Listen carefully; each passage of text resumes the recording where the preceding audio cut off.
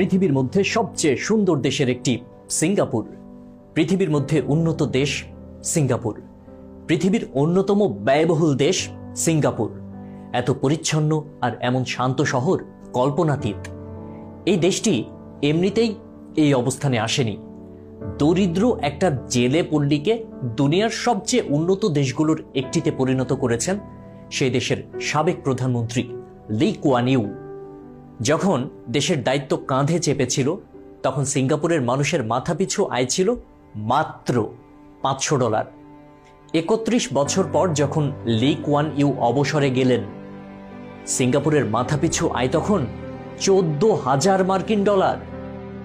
716 বর্গ কিলোমিটার আয়তনের নগর রাষ্ট্র সিঙ্গাপুরের প্রধানমন্ত্রী হিসেবে লি দেশকে নেতৃত্ব দিয়েছেন 31 বছর। তার পূর্বপুরুষ চীন থেকে এই দ্বীপে এসেছিলেন 3 পুরুষ আগে। তার নেতৃত্বেই ব্রিটিশ সামরিক ঘাঁটি থেকে বিশ্বের অন্যতম শীর্ষ মাথাপিছু আয়ের দেশে পরিণত হয়েছে 55 লাখ মানুষের দেশ সিঙ্গাপুর। এই কারণে তাকে বলা হয় আধুনিক সিঙ্গাপুরের জনক। 1954 সালে পিপলস অ্যাকশন পার্টির গোড়াপত্তন করে 40 বছর সাধারণ সম্পাদকের দায়িত্ব পালন করেন লি। সেই পিএপি কখনো সিঙ্গাপুর শাসন করেছে। পার্লামেন্টে বিরোধী দলের সদস্য আছেন মাত্র 6 জন। ব্রিটিশ শাসন থেকে মুক্ত হওয়ার পর 1963 সালে মালয়েশিয়ার সঙ্গে যুক্ত হয় সিঙ্গাপুর। যদিও তা বেশি দিন স্থায়ী হয়নি। দ্বন্দ্বের কারণে মালয়েশিয়ার সঙ্গ ছেড়ে অল্প দিনের মধ্যেই পূর্ণাঙ্গ স্বাধীন রাষ্ট্র হিসেবে যাত্রা শুরু করে সিঙ্গাপুর।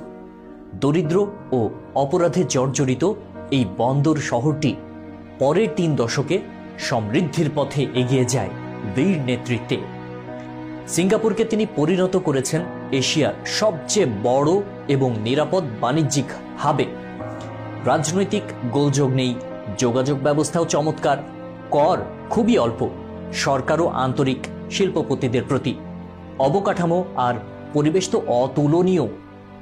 বর্তমানে Google, Facebook, Chevron, Toyota, PepsiCo সহ এমন কোনো বৈশ্বিক কোম্পানি নেই যারা সিঙ্গাপুরে আঞ্চলিক সদর দপ্তর খোলেনি। লি কুয়ান ইউ ছিলেন আপাদমস্তক দেশপ্রেমিক।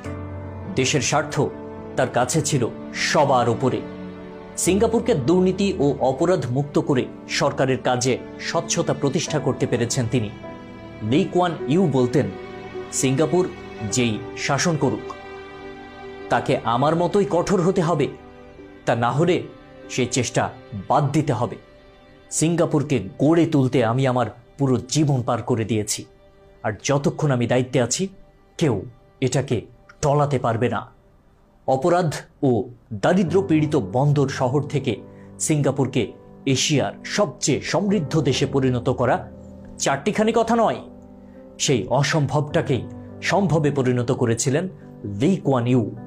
উগ্র জাতীয়তাবাদ ও ধর্মীয় মৌলবাদের বিরুদ্ধে শক্ত অবস্থান নেন তিনি। বিভিন্ন জাতিগোষ্ঠীর মধ্যে শান্তি, স্থিতিশীলতা ও ঐক্য বজায় রাখতে কড়া পদক্ষেপ গ্রহণ করা হয়। সিঙ্গাপুরকে পরিচ্ছন্ন ও সবুজ রাষ্ট্রে পরিণত করতে উদ্যোগী হন। নিষিদ্ধ করা হয় চুইংগাম, দেয়াল লিখন, পর্নোগ্রাফি। অপরাধ ও দুর্নীতির বিরুদ্ধে শক্ত অবস্থান নেন। তার প্রচেষ্টাতেই সিঙ্গাপুর এখন বিশ্বের অন্যতম বাসযোগ্য শহর। দেশটি দুর্নীতির অভিশাপ থেকেও মুক্ত হয়েছে। বিশ্বের সবচেয়ে বেশি সময় ধরে প্রধানমন্ত্রীর দায়িত্ব পালন করার পর 1990